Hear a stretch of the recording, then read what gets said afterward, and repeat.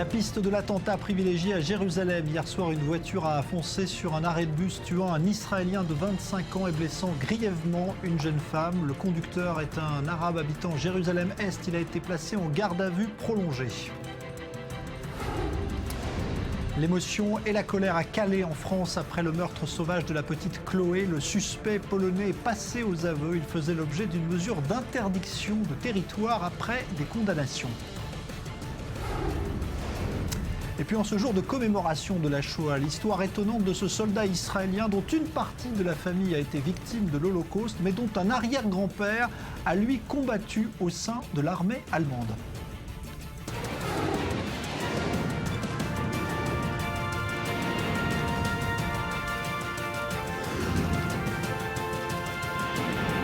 Le Grand Direct, avec Jean-Charles Banoun. Bonsoir à tous. L'image du jour, c'est tout d'abord ce qui s'est passé en Israël ce matin aux alentours de 10 heures locales. Tout un pays qui se fige durant 2 minutes exactement au son d'une sirène, vous l'entendez. Il s'agit bien évidemment de rendre hommage et de se souvenir des 6 millions de victimes juives de l'Holocauste.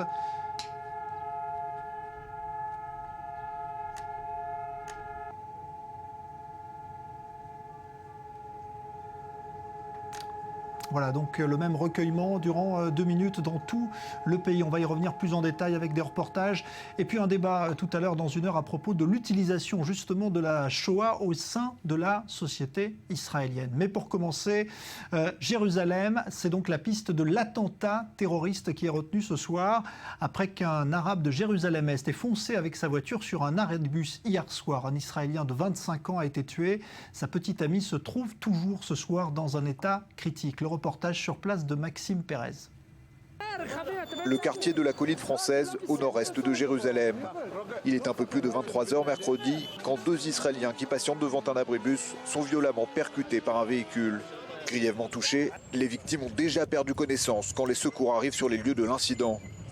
D'abord traitées sur place, elles sont ensuite transportées à l'hôpital Hadassah Ein Kerem de Jérusalem. L'une d'entre elles a succombé à ses blessures.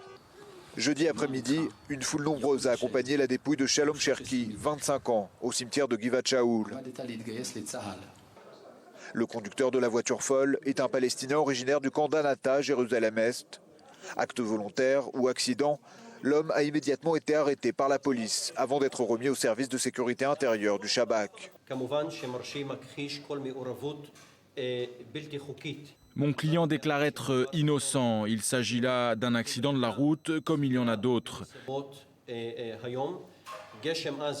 Sans parler du fait qu'il pleuvait au même moment, mon client est persuadé qu'il va être libéré très prochainement.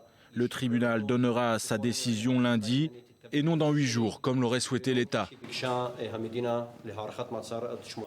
Son audition aurait permis d'accréditer la thèse d'un geste motivé par des pulsions nationalistes. Les suspicions des enquêteurs sont aussi dues au fait que l'incident se soit déroulé sur cet axe routier très symbolique qui sépare les parties est et ouest de Jérusalem. Une zone sensible qui a déjà été le théâtre dans le passé de plusieurs attaques terroristes à la voiture bélier et même au tracteur.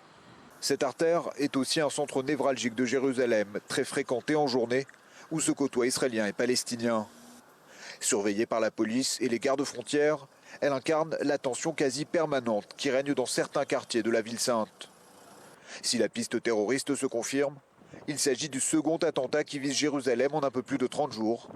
Le mois dernier, 6 policiers israéliens avaient été renversés par une voiture palestinienne. Alors les obsèques du jeune homme tué ont eu lieu tout à l'heure, vous l'avez vu dans le reportage de Maxime Pérez, c'était à Jérusalem. Et pour les proches de la victime, eh bien, il ne fait aucun doute qu'il s'agit là d'un acte terroriste. Écoutez justement le témoignage de l'un des cousins de la victime rencontré ce matin par Mathias Inbar. Témoignage exclusif au micro d'I24 News. C'est ce qui est ressenti dans la famille, c'est ce qui est ressenti aussi à l'échelle nationale. Le scénario se répète déjà plusieurs fois aussi bien en Israël qu'en Europe. Les questions sont assez claires, je pense, à ce sujet. Qu'est-ce que vous savez de ce qui s'est passé? Est-ce que vous avez des informations? Nous avons les informations que tout le monde a eues, c'est-à-dire une voiture qui dévie très largement de son itinéraire sur la route et qui va se lancer dans une station de bus. C'est un scénario qui devient presque classique aujourd'hui en Israël. De ce que vous avez compris, de ce qui s'est passé, de ce que vous savez, de ce que vous avez pu discuter avec la famille, il n'y a pas de doute, quasiment pas de doute sur la non-thèse de l'accident?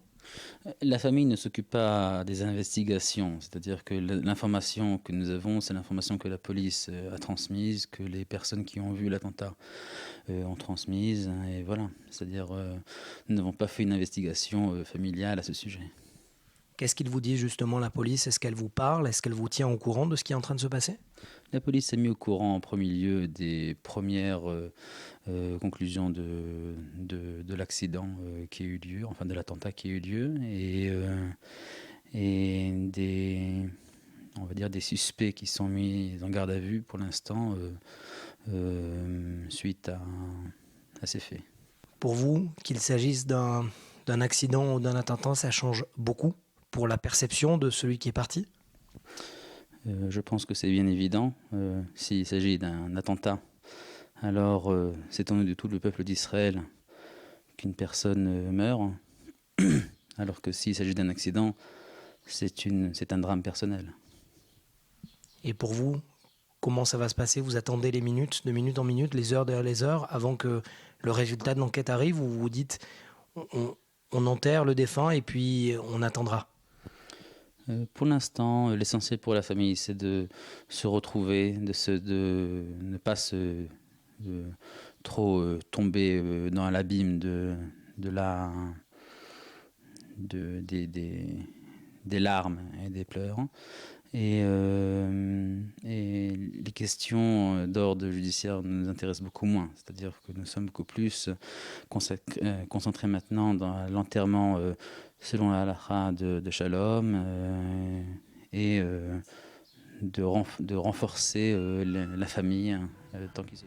Alors on va retourner à Jérusalem, retrouver justement notre envoyé spécial Maxime Pérez. Maxime, bonsoir. Vous êtes tout près donc, de l'endroit où s'est passé ce qui est donc ce soir considéré comme un attentat. Quelles sont les dernières informations dont vous disposez, notamment concernant l'état de la deuxième victime qui est toujours hospitalisée?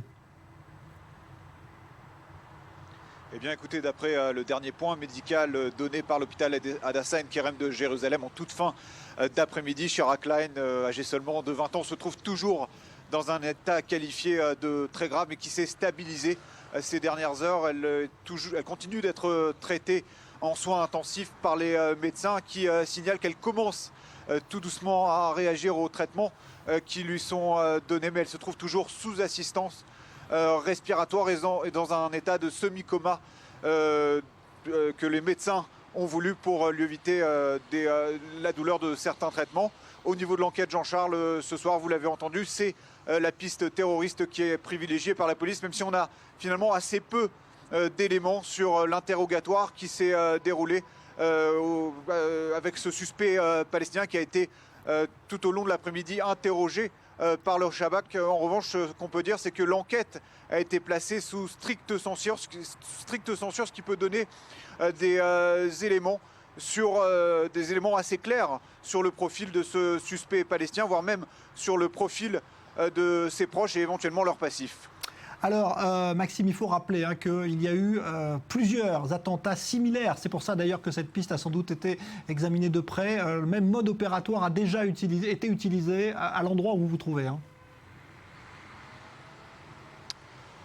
Oui, effectivement, si la piste terroriste se confirme, donc dans les prochaines heures, les autorités israéliennes se retrouvent de nouveau confrontées à ces attaques spontanées réalisées par des loups solitaires, des Palestiniens qui agissent bien souvent par pulsion meurtrière, selon les propres mots employés par les enquêteurs du Shabak. Ils agissent sans logistique, ils ne sont liés à aucune organisation palestinienne, à l'instar du Hamas. Ils profitent bien sûr de la proximité entre les quartiers est et ouest de Jérusalem pour mener leurs attaques. Et évidemment, tout cela rend très difficile leur neutralisation par les services de sécurité israéliens, qu'il s'agisse de la police ou des gardes-frontières, qui sont pourtant déployés assez massivement dans certains axes routiers, comme celui où s'est déroulé tout à l'heure, hier soir, cette attaque donc, ou attentat en tout cas.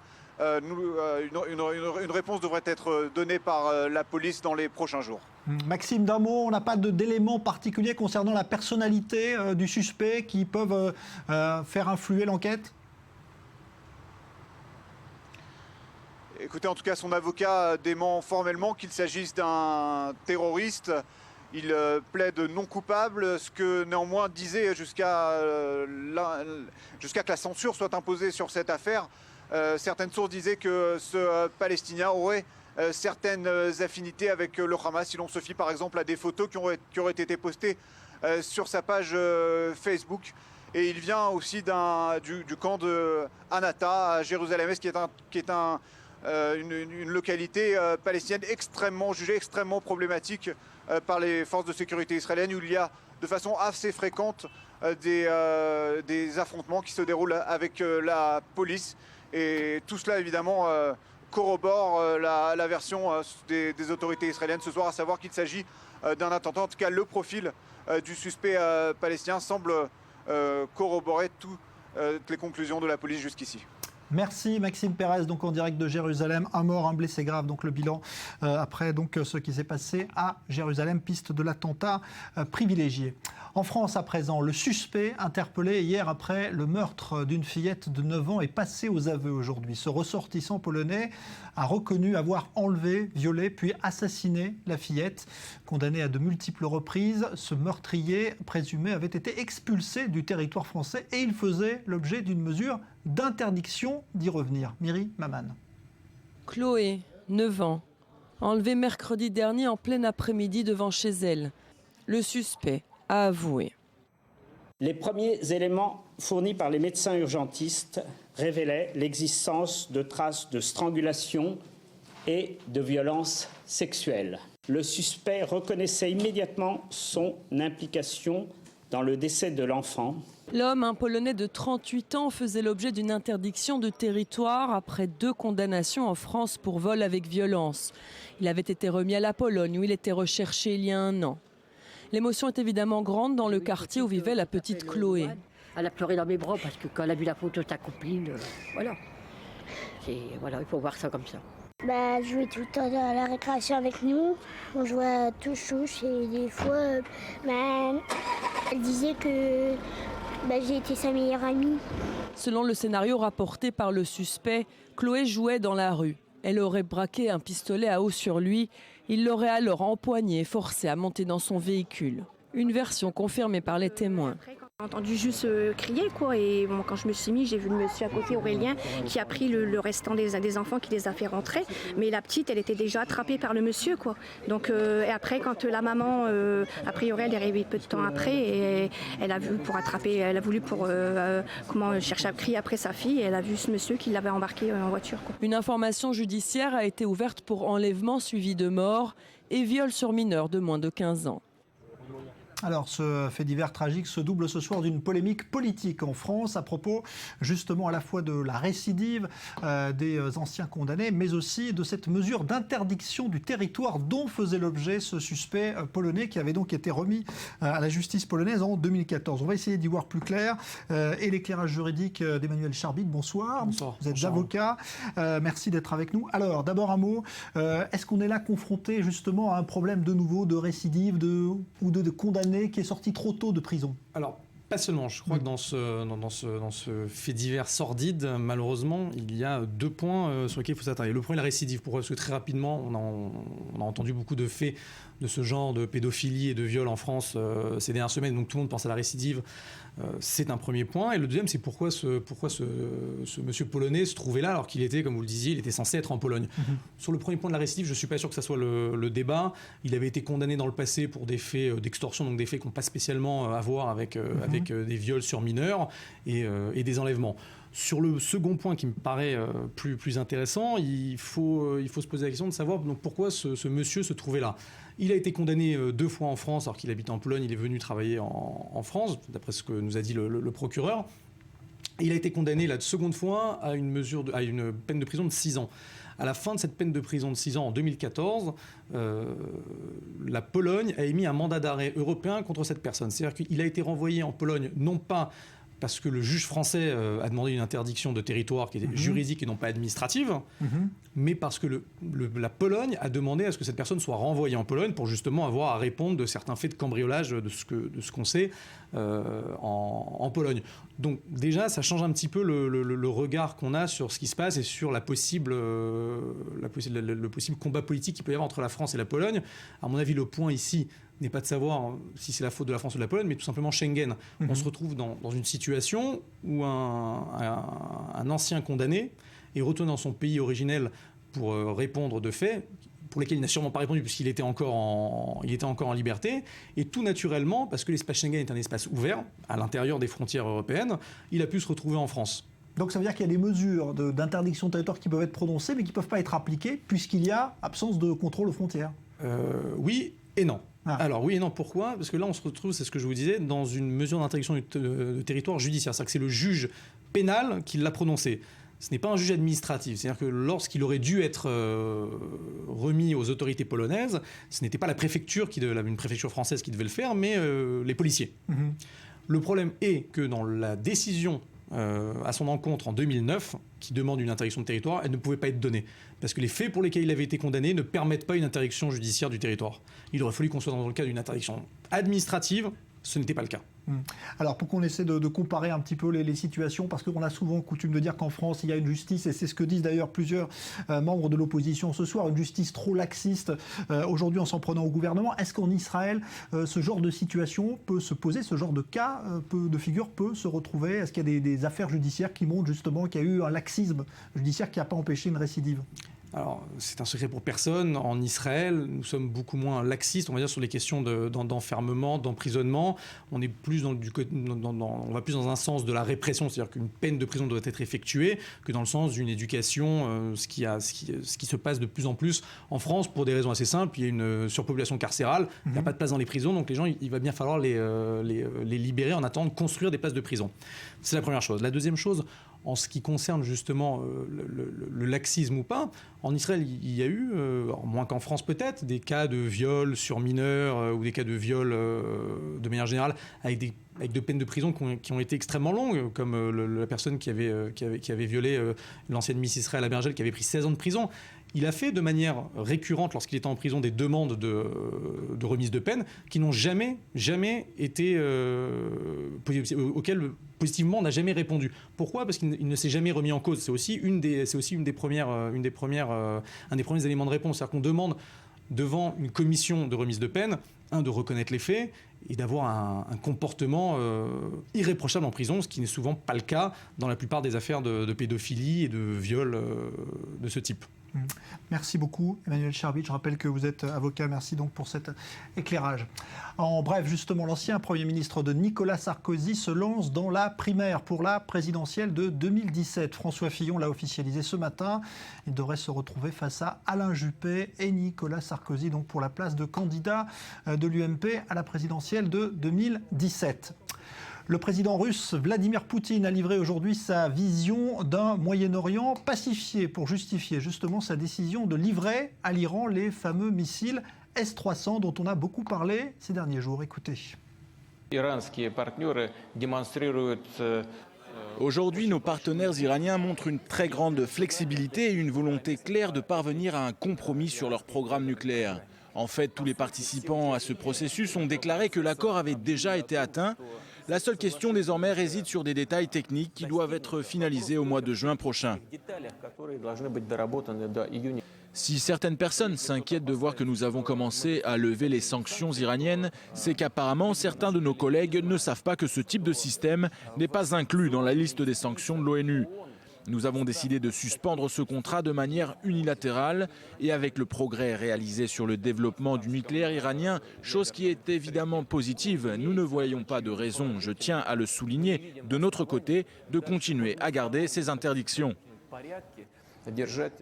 L'Inde annonce aujourd'hui avoir testé avec succès un missile balistique capable d'emporter une charge nucléaire. Vous le voyez sur ces images, ce missile baptisé Ani 3 a été lancé depuis une île située à l'est du territoire indien.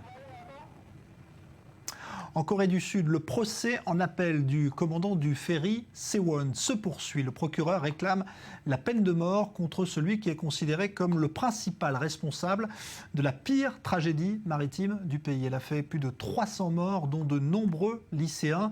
C'était il y a exactement tout juste un an. Johan Giametta. Et la tristesse se lit sur leur visage, mais aussi la colère. Il y a un an, ces Sud-Coréens perdaient leurs proches dans l'un des pires naufrages qu'a connu le pays. 304 personnes ont trouvé la mort. Aujourd'hui, les familles souhaitent que les zones d'ombre de l'affaire soient éclaircies. Pourquoi n'ont-ils pas pu sauver qui que ce soit? Pourquoi l'opération de sauvetage ne s'est pas déroulée correctement? Pourquoi le capitaine du bateau n'a donné à personne l'ordre d'évacuer? Je ne pense pas que l'on devrait faire comme si c'était la faute des uns ou des autres. C'est la responsabilité de tous qui est impliquée. Donc je n'ai aucun doute. Il faut découvrir la vérité derrière le naufrage du ferry Sewol. Ce jeudi, les familles ont même empêché le Premier ministre sud-coréen d'accéder au mémorial du drame. De son côté, la présidente Park Geun-hye s'est rendue seule aux commémorations. Elle a promis d'apporter des solutions pour apaiser la colère des proches des victimes. Je pense qu'il est temps désormais de remonter l'épave du ferry Sewol à la surface. Nous ferons tout le nécessaire et tout ce qui est en notre pouvoir pour que cela soit fait le plus rapidement possible. Peu de temps après le drame, de nombreuses défaillances dans la gestion de la crise ont été dévoilées. Durant le naufrage, le personnel s'est échappé du navire sans ordonner aux passagers de quitter leur cabine. 14 membres de l'équipage ont été condamnés à des peines d'emprisonnement allant jusqu'à 36 ans pour le capitaine du ferry. Mais le parquet a fait appel de la décision. Il risque la peine de mort. La justice coréenne rendra son verdict le 28 avril. On parlait tout à l'heure donc de ce jour de commémoration de la Shoah en Israël ainsi qu'à Auschwitz où a eu lieu la marche des vivants. Et il y a ces histoires étonnantes liées à la guerre. Un jeune soldat israélien vient ainsi de s'apercevoir qu'il avait parmi ses ascendants à la fois des victimes mais aussi un possible bourreau. Reportage Mathias Inbar. Il y a parfois des passés trop lourds à porter et d'autres que l'on cherche au contraire à raconter. C'est justement l'histoire de Yehonatan Landesman, soldat dans une unité combattante de l'armée israélienne et arrière-petit-fils d'un officier nazi de la Wehrmacht. Quand j'ai découvert que mon arrière-grand-père était nazi, je n'étais pas en colère, je n'ai pas crié, je me suis dit « ça ne peut pas être logique, ça ne peut être vrai, je suis juif, je suis israélien, comment est-ce possible que j'ai un arrière-grand-père comme ça ?» C'est sa mère, au cours d'une manifestation de néo-nazis à Munich, qui découvre le passé caché de son grand-père. C'est cette sombre découverte qui va la pousser à se convertir au judaïsme et à se marier en Israël. À l'âge de 14 ans, j'ai découvert que mon grand-père était nazi. Il y avait une grande manifestation néo-nazie à Munich, la ville où je suis née. Les anciens officiers nazis qui avaient participé à la Seconde Guerre mondiale s'étaient rassemblés. Je m'y suis rendue avec mon frère. On avait écrit sur des pancartes « Les nazis hors d'Allemagne, on vous chassera d'ici ». Et soudain, on a aperçu notre grand-père au cœur des néo-nazis. On a été saisis par la peur et ensuite on a compris.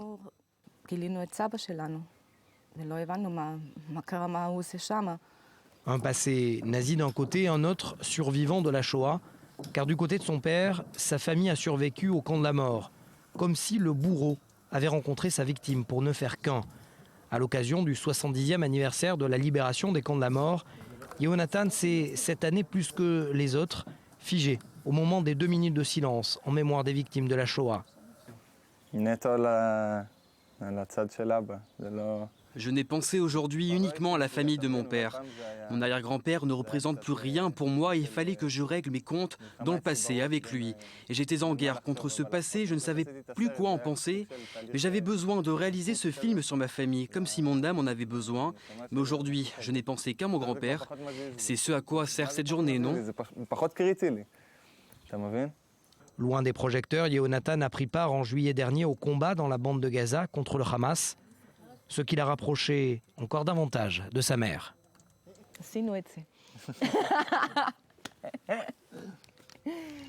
Et autre histoire liée à la Shoah, le portrait d'un rescapé et de sa famille, Lorraine Tolila. My name is Jakob Guterman. I was born in 1935 in Poland. I was living in quite a small city called Płock. I had a very pleasant and a very beautiful and a very charming childhood, but so short, just 4 short years. Till, of course, the Germans occupied Poland in 1939, and then the hell started. The life started to be very, very sad. You could see it on the faces of your parents, on the faces, on the eyes of people who surrounded you. During the first months of the occupation started bloody terror against the Jews, and we were thrown out to the ghetto. Of course, everybody had to earn the yellow star. It was terrible. And March, the 1st of March, 1941, they took all the population of the Jewish population of the ghetto. They sent to the concentration camp Soldał, Działdowo in Polish. It was terrible. This terrible night I will never forget. And then they sent us to the eastern part of Poland. And the life was very, very, very hard. So this was the time that my father took from the floor small pieces of paper, and he was sitting days and nights and writing a documentary book about what the German Nazis are doing to the Jewish people. He made from this very tight, narrow rolls with a string, putting it in a big bottle of more than 1 liter, taking me by hand and hiding those bottles. In a very, I would say, mystical way, he believed that I will survive the war, and my duty was to find one of the bottles and publish. One of the bottles was found just by a miracle. I don't believe in miracles, but it was found in a very miraculous way.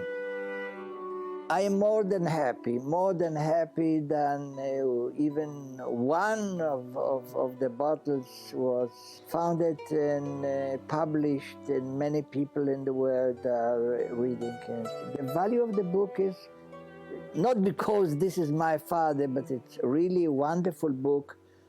It was a terrible danger because it was forbidden for the Jews to write and to draw and to make photographs and to keep any evidence about the German crimes.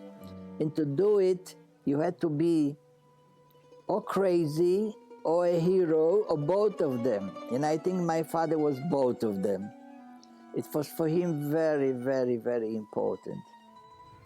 Voilà, reportage signé Lorraine Tolila. On va se retrouver dans un instant. La suite de l'actualité. On reparlera de la Shoah dans une demi-heure avec un débat. A tout de suite.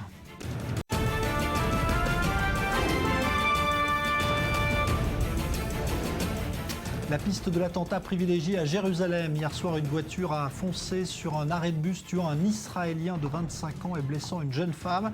Le conducteur est un Palestinien originaire de Jérusalem-Est. Il a été placé en garde à vue prolongée, mais clame ce soir son innocence. L'émotion et la colère à Calais en France après le meurtre sauvage de la petite Chloé. Le suspect polonais est passé aux aveux. Il faisait l'objet d'une mesure d'interdiction du territoire français depuis 2014.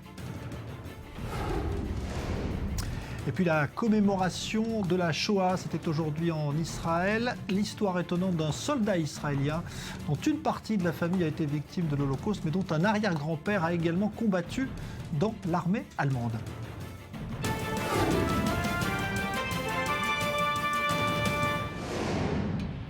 Mais pour commencer, cette décision ce soir de 16 chefs de la diplomatie européenne, 16 pays et non des moindres, la France, la Grande-Bretagne, qui demandent à Federica Mogherini, la chef de la diplomatie européenne, d'adopter sur le champ une mesure d'étiquetage des produits fabriqués en Israël en fonction justement de l'endroit où ils sont fabriqués. Ceux qui sont fabriqués en Cisjordanie devront le spécifier sur leur emballage avant d'être vendus en Europe. Cela fait plusieurs mois que l'on parle de cette initiative qui évidemment peut s'apparenter côté israélien à une sorte de boycott déguisé. On va en parler justement avec vous. Bonsoir Daniel Sheikh, ancien ambassadeur d'Israël en France. Ça fait longtemps que les Européens ont ça dans la tête. Là, Plus que quelques mois. Ça fait des années que le sujet surgit de temps en temps sous diverses formes. Là, on a l'impression qu'ils veulent passer à la vitesse supérieure. Est-ce que c'est lié à un quelconque contexte d'abord ou à quelque chose qui est lié à Israël? C'est lié à un contexte, c'est toujours lié à un contexte.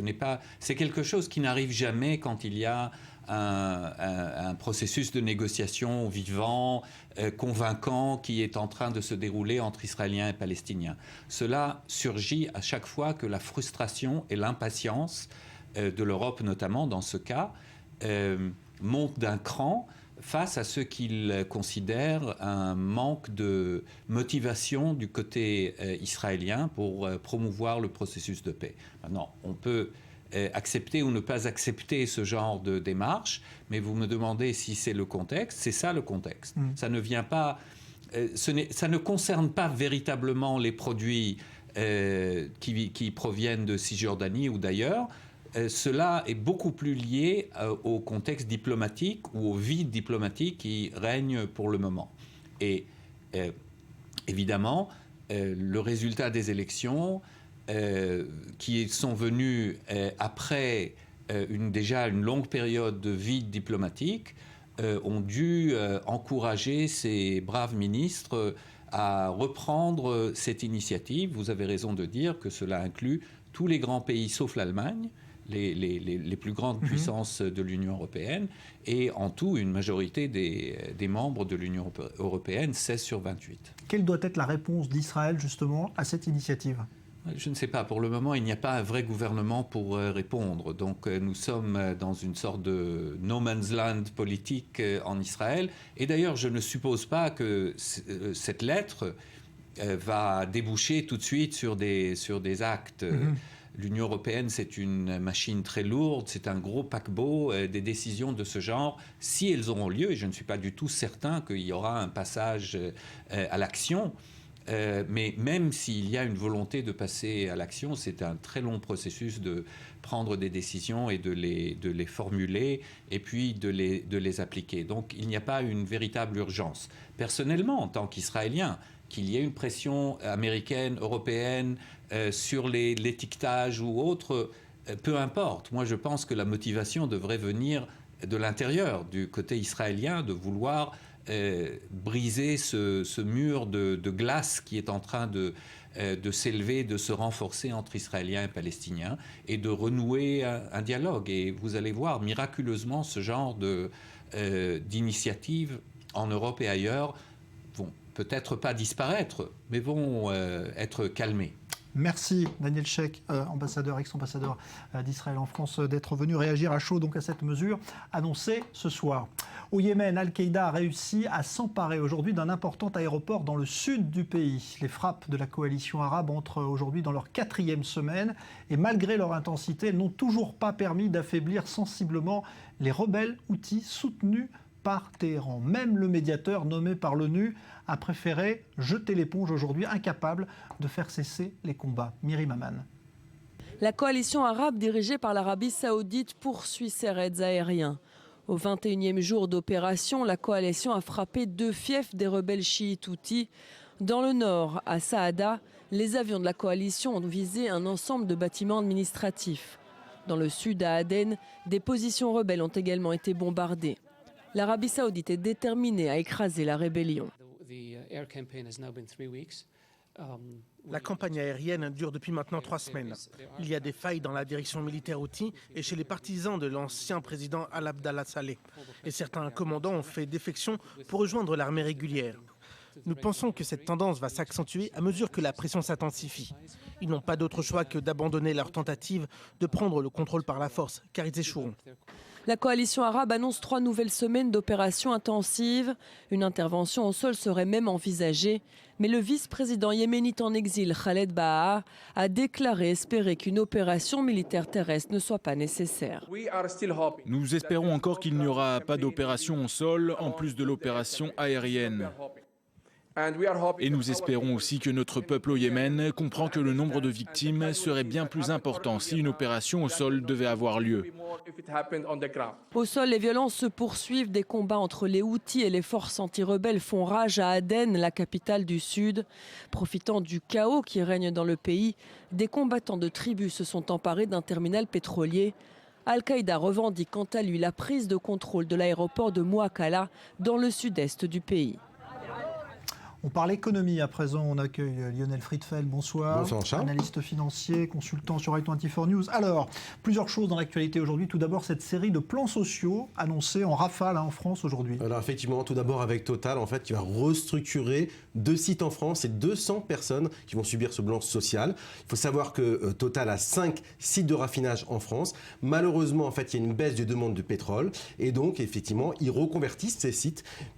Total va quand même investir près de 600 millions d'euros notamment pour développer des biocarburants. Donc à terme, il y aura un peu plus d'emplois en France. Alors ça, c'est le premier qui est annoncé. Il y en a un autre. Oui, Intermarché, les 3 mousquetaires qui suppriment près de 600 postes dans la filiale logistique. Alors la CGT s'est inquiétée parce qu'entre 2003 et 2013, il y a quand même 1500 postes qui ont été supprimés. On se rend compte en fait qu'il y a une restructuration de l'appareil productif français qui doit s'adapter, on va dire, à la concurrence. Bon, on sait que le gouvernement français fait des réformes pour créer plus d'emplois. Pour l'instant, ça ne se répercute pas sur la courbe du chômage. Non, effectivement, c'est effectivement des difficultés.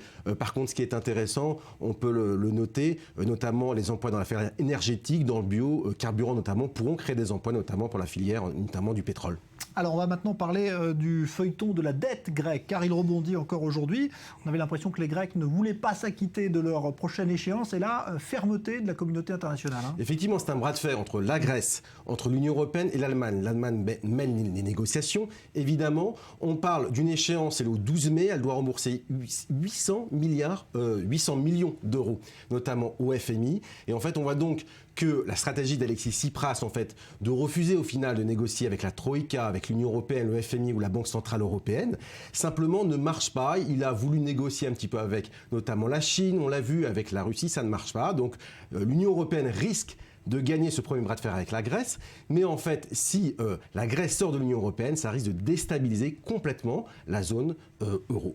Et ben voilà, donc ce feuilleton de la dette grecque est loin d'être terminé. Merci. À vous, Lionel Friedfeld, donc analyste financier. Une nouvelle embarcation de migrants venus de Libye a fait naufrage aujourd'hui, toujours en mer Méditerranée. 41 personnes sont de nouveau portées disparues. Ces migrants venus d'Afrique ne viennent pas tous vers le continent européen. Certains vont aussi trouver refuge tout au sud du continent africain, en Afrique du Sud.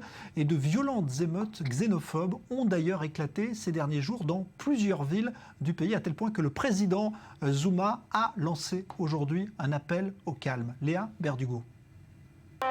Ils étaient plusieurs milliers à défiler ce jeudi contre la xénophobie à Durban. Durban, ville située à l'est de l'Afrique du Sud, est secouée par des violences xénophobes qui ont fait au moins 6 morts depuis début avril. Pour ces Sud-Africains, il était important de défiler contre ces attaques qui se généralisent. Aujourd'hui est un jour très important parce que je veux dire non à ces attaques xénophobes et je voudrais soutenir les gens dehors pour leur montrer que ce sont nos frères et nos sœurs. Mercredi soir, des magasins tenus par des étrangers ont été attaqués et pillés à Johannesburg. Plusieurs dizaines de personnes ont trouvé refuge au commissariat de police le plus proche. Beaucoup se disent choqués par les images qui circulent sur les réseaux sociaux. Les images qu'on voit à la télévision, sur les réseaux sociaux, font très peur. Même les enfants sont choqués. Ils restent chez eux et ils ne vont même plus à l'école. Le président sud-africain Jacob Zuma a appelé au calme ce jeudi. Aucun niveau de frustration ne peut justifier des attaques contre les ressortissants étrangers, a-t-il déclaré. Les émeutiers accusent souvent les étrangers de prendre le travail des Sud-Africains ou encore de faire une concurrence déloyale aux commerçants locaux. Car en effet, depuis des années, des millions de migrants africains affluent en Afrique du Sud avec pour espoir de fuir les conflits ou la misère. Les communautés les plus nombreuses proviennent du Zimbabwe, de Mozambique, du Malawi ou encore de République démocratique du Congo. En France, le gouvernement est décidé à se lancer à la chasse d'un phénomène qui est en train de prendre de l'ampleur, celui du harcèlement des femmes dans les transports en commun. Cela concerne plus précisément la région parisienne, mais pas seulement. On va en parler avec vous, Léa Berdugo. Bonsoir. Jean-Charles. Il y a eu un rapport qui a été remis aujourd'hui. Oui, exactement. Alors, quand on est une femme, faire un trajet en France, en métro ou en RER, ça peut s'avérer une véritable aventure et pas forcément agréable. Main aux fesses, propos obscènes, regards pervers, le harcèlement et les violences sexuelles dans les transports en commun sont malheureusement presque devenus une banalité. Alors, les pouvoirs publics s'emparent aujourd'hui du sujet. Le Haut Conseil à l'égalité des hommes et femmes vient en effet de publier un rapport et le constat est sévère, comme le montre ce chiffre éloquent. 100% des utilisatrices de transports en commun ont au moins une fois dans leur vie subi du harcèlement sexiste ou une agression sexuelle. Alors, ce rapport a été remis au gouvernement. Objectif, reconnaître et surtout combattre ces violences souvent récurrentes. Chaque femme, à un moment donné, a été confrontée à ça, mais on le vivait comme quelque chose qui était courant, normal. Voilà, c'était le lot des transports en commun, c'est qu'on avait effectivement de temps en temps un homme qui se frottait, parce que, bon voilà. Et on essayait de se pousser un peu, de faire en sorte que ça gêne le moins possible. On ne l'avait pas identifié comme... Voilà. Et c'est parce que les associations l'ont mis, effectivement, on dit, mais c'est du harcèlement sexiste, c'est de la violence sexuelle, qu'on commence effectivement à poser la question. Alors justement, Léa Berdugo, il y a beaucoup d'associations qui s'utilisent, qui s'emploient à lutter contre le harcèlement dans les transports en commun. Oui, exactement. Parmi elles, le collectif Stop Harcèlement de rue, créé en février 2014, qui tente de faire réagir par des actions sur leur site internet ou alors sur le terrain. On témoigne ces nombreuses affiches de sensibilisation. « Je ne suis pas ta jolie », dit l'une d'entre elles. D'autres utilisent les mots fleuris que l'on peut entendre dans les transports en commun. Alors, quid des actions légales contre le harcèlement dans le métro? Réponse avec la secrétaire d'État en charge du droit des femmes.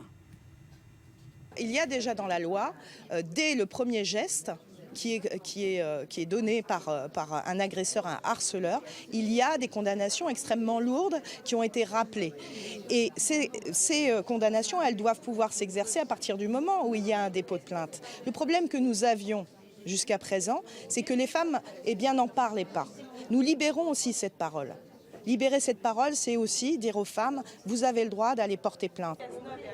Voilà, alors il semble qu'il y a encore beaucoup à faire dans ce domaine. Oui, alors le Haut Conseil réclame une quantification précise de ce phénomène de harcèlement sexiste et sexuel très largement répandu. Il appelle également à une prise de conscience générale de la part des victimes, des harceleurs et des témoins qui sont encouragés à ne pas tolérer de tels comportements. Alors les pouvoirs publics doivent maintenant prendre le relais, nous dit l'institution qui a publié le rapport. La ministre de la Santé, Marisol Touraine, a d'ailleurs promis des mesures forte d'ici quelques semaines et un comité interministériel va en outre se pencher sur la question prochainement. Merci Léa Berdugo. On ne va pas vraiment quitter ce sujet. Vous allez le voir, on accueille à présent Peggy Sidor. Bonsoir. Bonsoir. Vous êtes journaliste au Jerusalem Post, l'un des grands quotidiens israéliens spécialisés dans les questions de société. Il y a en France un autre phénomène beaucoup plus pernicieux, mais qui concerne également les violences sexuelles faites aux femmes, celui de la prostitution de jeunes filles dans les collèges. C'est un phénomène qui semble prendre de l'ampleur en France, à tel point que des associations ont lancé une campagne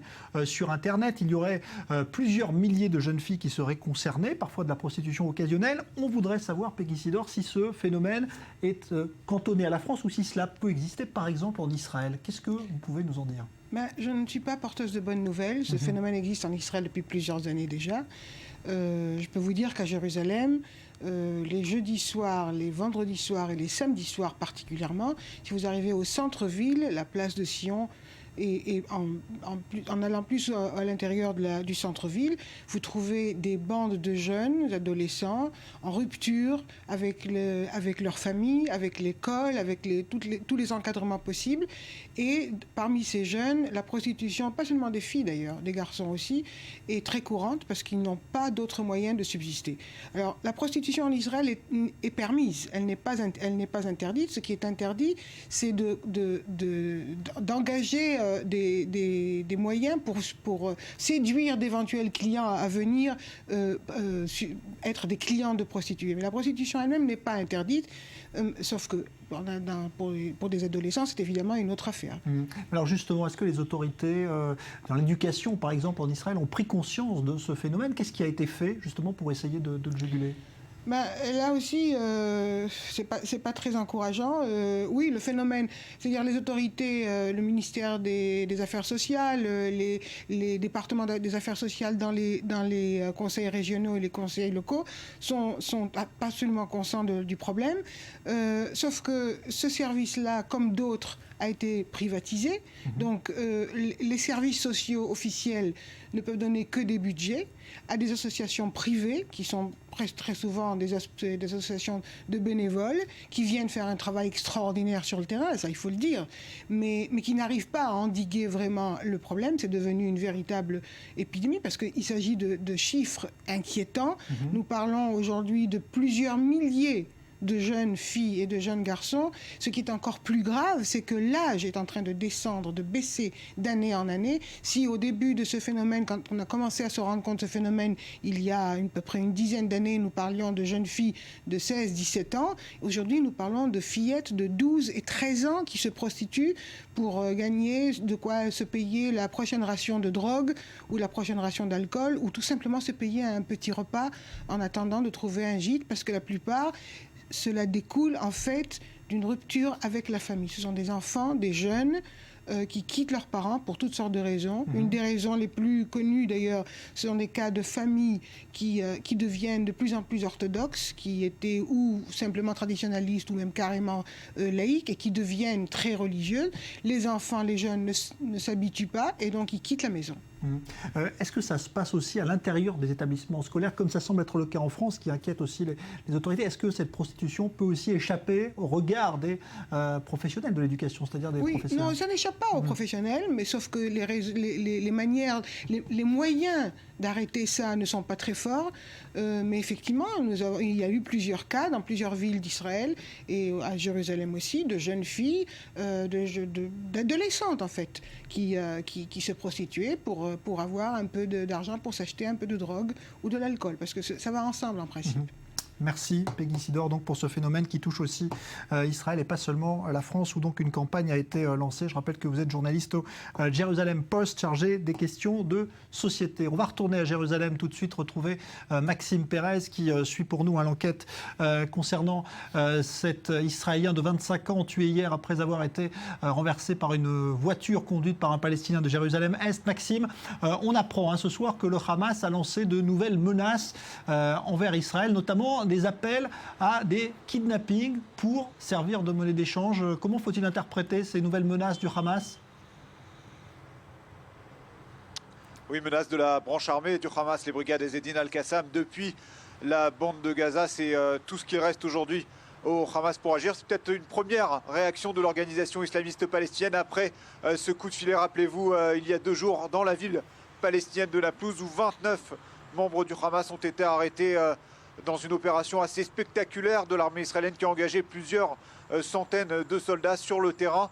Le Hamas qui veut montrer qu'il n'est pas affaibli, même si l'armée israélienne le dit, il tente par tous les moyens de réhabiliter son infrastructure militaire sur le terrain en Cisjordanie, également dans la bande de Gaza, Jean-Charles, où les tirs d'essais de roquettes vers la mer se poursuivent. 8 pour la seule journée d'hier, 2 encore ce soir au nord de la bande de Gaza, recensés par les radars israéliens. En tout cas, ces appels au kidnapping d'Israéliens vont être pris certainement très au sérieux par le Shabak, même si c'est une menace constante. On sait le potentiel explosif, le potentiel d'escalade que représente de tels actes. Le kidnapping des trois adolescents israéliens le 13 juin dernier avait conduit à une vaste opération israélienne en Cisjordanie contre le Hamas, qui elle-même avait provoqué par la suite cette fameuse guerre de 50 jours entre Israël et le Hamas dans la bande de Gaza. Merci Maxime Pérez. Donc nouvelle menace proférée ce soir par la branche armée du Hamas. Vous étiez en direct de Jérusalem. On rappelle ce bilan, un mort, un blessé grave après donc que cette voiture conduite par un Palestinien de Jérusalem-Est est heurtée hier soir un arrêt de bus piste de l'attentat privilégié ce soir par la police israélienne. Le phénomène se répand de plus en plus et le succès avec, on appelle cela les TED conférences, des conférences où des personnes d'horizons très variés viennent raconter leurs expériences rythmées, parfois déroutantes. Ces histoires captivent un public de plus en plus nombreux. Reportage à Jérusalem de Shahar Peled avec Léa Volbert. Ce n'est pas un simple concert, mais une conférence TED, l'événement incontournable pour tous les amateurs de technologie, de divertissement et de design. Je fais partie d'une série d'intervenants dans des domaines très variés. C'est assez inhabituel pour moi de passer après un scientifique, un activiste ou un danseur. Les conférences TED existent dans le monde entier depuis près de 30 ans. Limitées à une quinzaine de minutes chacune, elles comptabilisent plus d'1 milliard de vues sur Internet.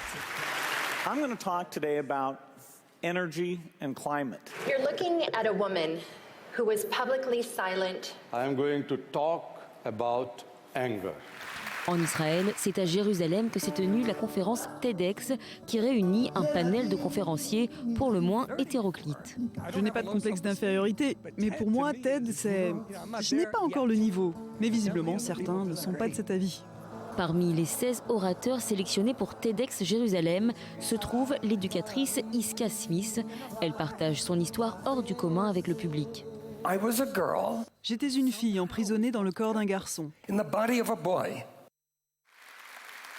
J'espère que raconter mon histoire inspirera d'autres personnes en difficulté. C'est ma manière de remercier Dieu de m'avoir guidée lors de mon voyage vers ma transition de genre. L'acteur israélien Alon Neumann s'est également ouvert en racontant ses problèmes d'infertilité. Ma femme et moi avions essayé de faire un enfant pendant 2 ans.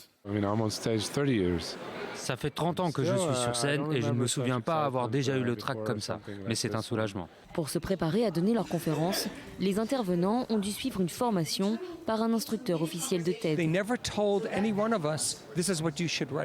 ne nous ont jamais dit quoi écrire. Ils nous ont dit « voici ce qui marche et ce qui ne marche pas ». Mais c'est votre histoire. Mais là, nous ne sommes pas là pour vous dicter ce que vous devez dire, mais pour l'affiner. Avant d'entrer en scène, le trac n'épargne pas les plus expérimentés d'entre eux. La pression est vraiment forte. J'espère que je serai à la hauteur. J'espère que ça ira. Lihi Lapid est une auteure à succès. La femme de l'ancien ministre des Finances Yair Lapid a choisi, elle aussi, de partager son intimité. J'ai décidé d'être enceinte à nouveau et maintenant j'ai 2 enfants. Les 2 frères de Rabia Zioud souffrent de paralysie.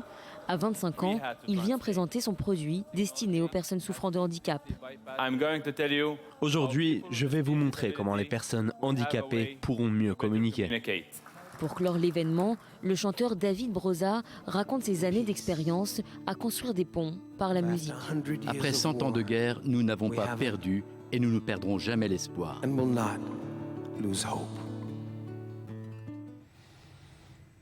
La présidente du Front National, Marine Le Pen, fait son entrée dans un club très huppé, celui des 100 leaders les plus influents de la planète. C'est en tout cas le classement annuel établi chaque année par le magazine américain Time.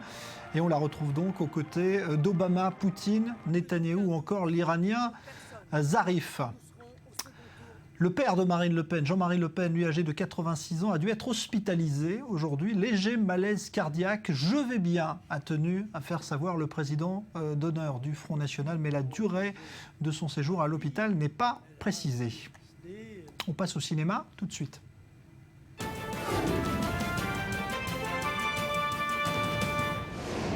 Avec la sélection pour le prochain festival de Cannes dévoilée aujourd'hui. Bonsoir Laetitia Lorini. Alors, que dire de cette sélection ? Eh bien, 16 films ont été sélectionnés et la France est très bien représentée cette année avec 4 films, notamment le tout dernier Jacques Audiard avec son film Dipan, qui est un titre qui n'est pas encore le titre définitif, ou encore eh bien, le dernier film de Mai Wen qui s'appelle Mon Roi. Alors ces 2-là ont déjà été en compétition, lui avec Deux rouillés d'os avec Marion Cotillard et elle avec Police.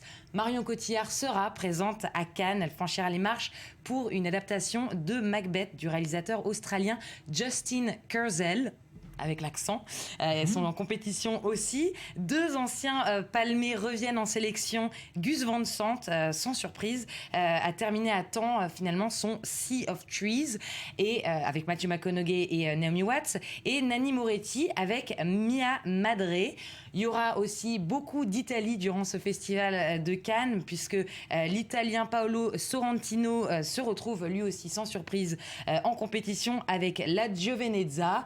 Il y aura aussi 2 autres Italiens à ses côtés. D'ailleurs, la Giovenezza de Paolo Sorrentino, on va en regarder quelques images tout de suite parce que c'est trop beau. Eh ben allons-y, ça va partir. Just your mouth, just your love, just your anointing oils, just your face, just your voice, just your voice, and my soul, and my fingers, and my beloved, just your beloved.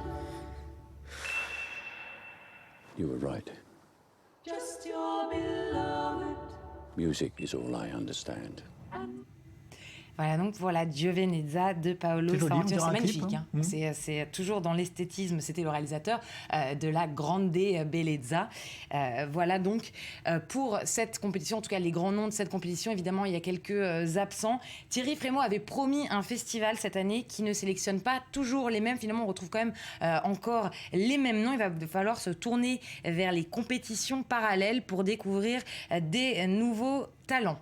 Eh ben voilà, merci beaucoup Laetitia Loreni donc pour ce prochain Cannes. On a le temps de montrer une image de tennis et la belle victoire aujourd'hui de Gaël Monfils à Monte-Carlo. Il a battu en 8e de finale le Suisse Roger Federer en 2-7, 6-4, 7-6. C'est une très belle performance, même si Federer, on le sait, n'est pas spécialement adepte de la terre battue. Vous voyez, très beau coup droit pour Monfils avec une tenue kaki assez originale pour jouer sur terre battue. Et on va donc se quitter avec la balle de match. On se retrouve dans un instant pour le débat du Grand Direct. Restez avec nous.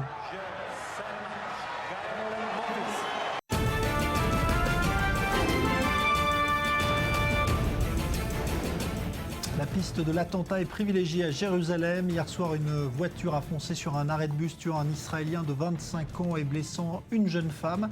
Le conducteur, un Palestinien de Jérusalem-Est, a été placé en garde à vue prolongée, mais il clame ce soir son innocence.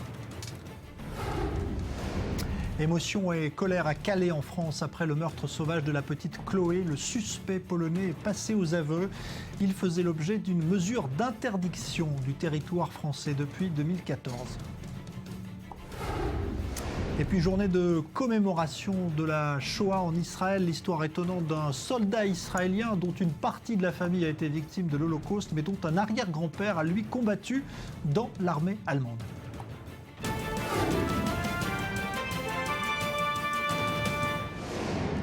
Et justement, on va s'intéresser de près à présent à cette mémoire de la Shoah au sein de la société israélienne. Il y a évidemment les cérémonies officielles, l'utilisation parfois à des fins politiques de cette Shoah, comme hier soir lors de la cérémonie officielle et le discours du Premier ministre Benjamin Netanyahou.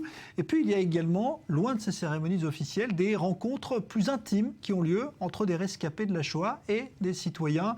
Cela s'appelle le souvenir dans votre salon. Reportage à Tel Aviv, Cyril Amar. Budapest. Des paires de chaussures en bronze. Symbole de ces milliers de juifs qui furent regroupés en toute hâte, fusillés et jetés dans le Danube en 1945 par les nazis et les fascistes hongrois.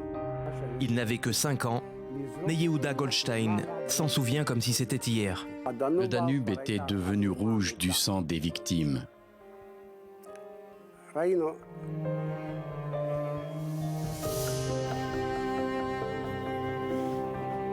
Attentif, l'auditoire a moins de 30 ans. À l'initiative de l'association Un souvenir dans votre salon, ces jeunes Israéliens se sont réunis pour écouter le témoignage de Yehuda à l'occasion de la journée de la Shoah. Une initiative inédite dans un monde qui perd la mémoire. Ces jeunes, eux, ne veulent pas oublier. Le concept d'un souvenir dans votre salon, c'est de commémorer en communauté, avec ses voisins, ses amis, ensemble, de participer à une cérémonie alternative différente pour se souvenir, mais de manière active et non passive. Loin des cérémonies officielles, ici la transmission se veut informelle. Ni solennité, ni protocole. J'imagine que l'intimité de la rencontre va nous permettre de mieux nous identifier avec la dimension tragique de la Shoah. Le 10 juillet, j'ai eu la chance d'embarquer à bord d'un bateau à destination de la Palestine mandataire. Ce bateau, c'était l'Exodus. Cette année, près de 100 000 personnes ont participé aux cérémonies alternatives de l'association. Agar, elle, sera au rendez-vous l'année prochaine. Le plus intéressant dans ce genre de rencontre, c'est qu'on se renforce mutuellement. Il nous a renforcés dans notre identité en tant que peuple parce qu'on a tendance à perdre ces choses-là.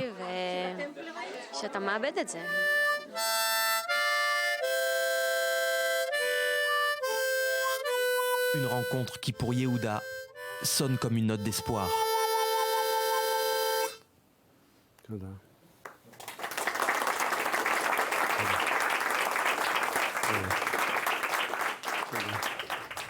Alors, quelle place justement pour la Shoah aujourd'hui au sein de la société israélienne? On va en parler avec vous, Daniel Haïk, bonsoir. Bonsoir, analyste politique sur i24 News. Bonsoir à vous, Nadia Ellis. Vous êtes chercheuse à l'Université de Tel Aviv, spécialiste dans l'analyse du discours. Alors, on a vu hier soir, pour prendre l'exemple du Premier ministre, Benjamin Netanyahou, dire que finalement l'Iran pouvait reproduire ce qui avait été fait par les nazis, en disant qu'on ne tenait pas compte de ce qu'avait été l'Holocauste aujourd'hui avec le nucléaire iranien. Est-ce que cette image de la Shoah aujourd'hui doit servir aussi à des fins politiques, ou est-ce qu'on devrait justement l'empêcher, l'interdire? D'abord, alors, si on reprend effectivement les discours de Benjamin Netanyahou, effectivement, Benjamin Netanyahou, depuis plusieurs années, fait cette comparaison entre la menace du nucléaire iranien et la Shoah. Mais il y en a d'autres qui ont fait d'autres comparaisons aussi. Si on revient un peu plus en arrière, rappelez-vous, Abba Eban, le plus célèbre des diplomates israéliens, avait parlé, au lendemain de la guerre des 6 jours, il avait parlé des frontières de la ligne verte, des frontières de la ligne verte comme des frontières d'Auschwitz. Donc, quelque part, c'est omniprésent. Tant dans la vie sociale que dans la vie politique d'Israël. Le véritable problème, c'est de savoir s'il n'y a pas une forme de vulgarisation. Or, si on fait une sorte de comparaison, elle est presque triviale, cette comparaison entre la menace que font peser les Iraniens aujourd'hui sur l'État d'Israël en affirmant qu'ils veulent détruire l'État d'Israël. Comme Benjamin Netanyahou dit cela hier au mémorial du Yad Vashem, il dit il y a 70 ans les nazis voulaient détruire les Juifs, le peuple juif. Aujourd'hui, c'est l'État iranien qui veut détruire l'État d'Israël, l'État juif. Donc il y a une comparaison qui est presque normale. Là où il y a un problème, c'est qu'il y a une forme, peut-être parfois une forme de vulgarisation de la Shoah, à force, parfois peut-être effectivement on en parle trop et on déprécie, on rend cette Shoah on la banalise quasiment alors qu'on ne devrait pas, on devrait conserver cette utilisation de la Shoah pour des journées en particulier comme celle d'aujourd'hui, mais pour aller jusqu'au bout. Je ne pense pas qu'on en parle trop. Je ne pense pas qu'on en fait trop sur la Shoah. Cette question de savoir si peut-être dans l'État d'Israël, on n'est pas obsédé, omnibulé par cette Shoah. Je ne pense pas, parce que je pense que quelque part aujourd'hui, si on avait posé cette question, si on avait fait venir aujourd'hui un rescapé de la Shoah et qu'on lui avait posé cette question, on se serait senti, Jean-Charles, vous l'avouerez, mal à l'aise de lui poser la question. Parce que quelque part, quand même, on peut en parler ou pas de cette question même de dire est-ce que c'est une utilisation qui est parfois au-delà de ce que ça devrait être? C'est pas un sujet tabou? Non seulement c'est pas un sujet tabou, mais on en parle aussi dans la société israélienne, non seulement par rapport à ce qu'on fait vis-à-vis de l'extérieur, vis-à-vis donc du monde, mais aussi à l'intérieur du pays. Notamment l'année dernière, il y avait eu un gros débat par rapport au programme scolaire. Est-ce qu'il faut apprendre aux petits-enfants la Shoah? Qu'est-ce qu'on fait? Comment on les prépare le jour de Yom HaShoah, quand il y a la sirène qui retentit dans tout Israël? Donc, effectivement, c'est un sujet délicat à l'intérieur d'Israël comme à l'extérieur d'Israël. Ceci dit, effectivement, je crois que le côté est-ce qu'on en fait trop, d'abord c'est subjectif, trop pour qui et par rapport à quoi.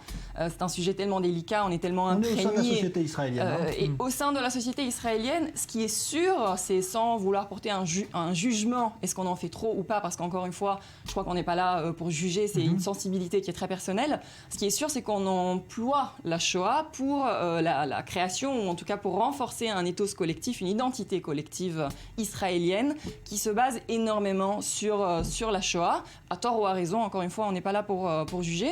Mais effectivement, Israël est une société où il y a des gens qui proviennent de tous les pays du monde et la plupart en fait, des gens dans ce pays n'ont pas vécu la Shoah, ni ont dans la famille des survivants. Et pourtant, on marque une journée entière, on demande à un peuple tout entier de s'identifier à cette tragédie, de prendre part dans le souvenir de cette tragédie comme si eux-mêmes l'avaient vécu. D'ailleurs, on reprend... on peut voir ce que Rivlin, le président, a dit hier soir, une phrase qui est très forte et très belle. Il a dit nous avons... Non seulement c'est pas une compensation, ça c'est encore autre chose. Il a dit nous avons tous un numéro tatoué sur le bras. Et il l'a répété 2 fois. Donc, et évidemment, non seulement nous ne l'avons pas tous, mais tous les Juifs qui viennent des pays arabes n'ont pas vécu ce drame. Et pourtant, on leur impose quelque part de s'identifier à cette tragédie. Et on ne demande pas à la partie ashkénaze de la société de s'identifier aux problèmes des réfugiés, par exemple, juifs des pays africains, des nord-africains et arabes. Donc en fait, il y a vraiment une utilisation qui n'est pas forcément mauvaise, qui est aussi quelque part nécessaire, autant que les survivants effectivement sont encore vivants et que c'est une tragédie qui est encore très fraîche quand même dans l'histoire. Donc je ne vais pas juger, mais ce qui est sûr, c'est que vraiment c'est omniprésent, comme Daniel le disait. C'est omniprésent. Il faut comprendre que il y a eu plusieurs étapes dans l'enseignement ou dans la transmission de la Shoah, de l'histoire de la Shoah dans la société israélienne. Il y a eu jusqu'au procès Eichmann en 1963, il y a eu une sorte d'incompréhension de la part des habitants, des pionniers, de ceux qui vivaient ici sur place. Ils ne comprenaient pas comment des Juifs avaient pu aller comme des moutons à l'abattoir.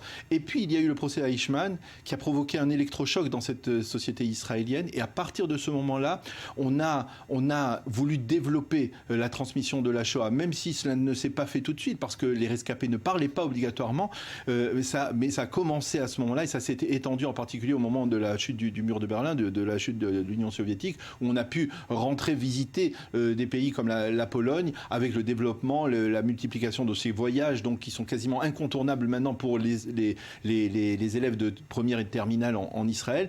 Il faut comprendre, je dirais quelque part que, de par le fait que l'État d'Israël est un État qui vit en guerre depuis son premier jour, dans une société qui est, on va dire, encerclée par le monde arabe, un monde arabe hostile, entre guillemets, eh bien, quelque part, la société israélienne, je dirais qu'elle vit quelque part quasiment en permanence en 1938, comme si elle était en 1938 à la veille de la Shoah, à la veille de ce drame. Et elle veut prendre ses dispositions comme cela. Si on veut même essayer de comprendre pourquoi Binyamin Netanyahou remporte les élections à de multiples reprises, après avoir utilisé ce langage de peur, eh bien, c'est à travers cela. Il faut comprendre que les Israéliens ont peur de renouveler la terrible expérience de la Shoah sur la terre d'Israël. Et donc, quelque part, il y a une volonté de tout faire pour que cela ne puisse pas se produire. Et pour revenir à ce qu'on disait, est-ce qu'on en fait trop, les élèves et les enseignants israéliens eux-mêmes, et j'en veux pour preuve un sondage, une enquête qui avait été réalisée par le regretté Eric Cohen, qui était un professeur un sociologue de l'université de Bar-Ilan et qui est décédé il y a quelques mois, francophone, qui avait fait une enquête à ce sujet. Il avait établi que 80% des élèves israéliens de seconde, première et terminale voulaient en savoir plus sur la Shoah. 87% des enseignants voulaient pouvoir enseigner encore plus sur la Shoah. Donc non, il n'y a pas un ras-le-bol, il n'y a pas un surplus de la Shoah. C'est un sujet qui est au cœur. On ne peut pas comprendre Israël si on ne comprend pas ce qui se passe, si on ne tire pas les leçons de la Shoah. Oui, je voudrais rebondir par rapport au fait qu'aujourd'hui, les gens ont peur que ça se reproduise. Effectivement, c'est un mécanisme très naturel. Effectivement, Israël est en guerre depuis le départ. En même temps, il y a une classe politique qui essaye de vraiment instaurer un régime de peur constante.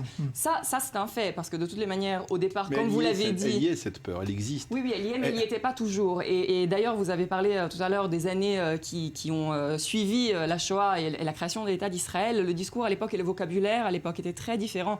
Et un exemple parfait de ce qui se passait à l'époque, c'est le mot Freier qu'on emploie en Israël. Freier, c'est quelqu'un qui se fait avoir. Voilà, un pigeon qui se fait avoir. Le mot vient de frei, et ça vient en fait de l'écriture qu'il y avait à l'entrée d'Auschwitz, Arbeit macht frei, le travail rend libre. Donc un Freier, un pigeon, n'est rien d'autre qu'un juif qui se laisse mener à l'abattoir. Ça, c'est utilisé en Israël. Et ça, c'est utilisé en Israël. Ce n'est plus utilisé Bien aujourd'hui. sûr. Non, aujourd'hui, on ne sait même plus que ça vient de là. Aujourd'hui, on ne sait même plus que ça. Et à l'époque, on utilisait aussi un autre mot, c'était sabonim. Les savons, c'était la même chose. Et pourquoi les savons? Parce que, donc apparemment, on faisait du savon avec les juifs. Donc, enfin, il y avait à l'époque un refus. Une forme de mépris de la part des pionniers envers ces juifs. Clairement. Donc, une tentative de reconstruire une identité collective de juifs forts qui ne se laissent pas avoir, qui combattent, etc.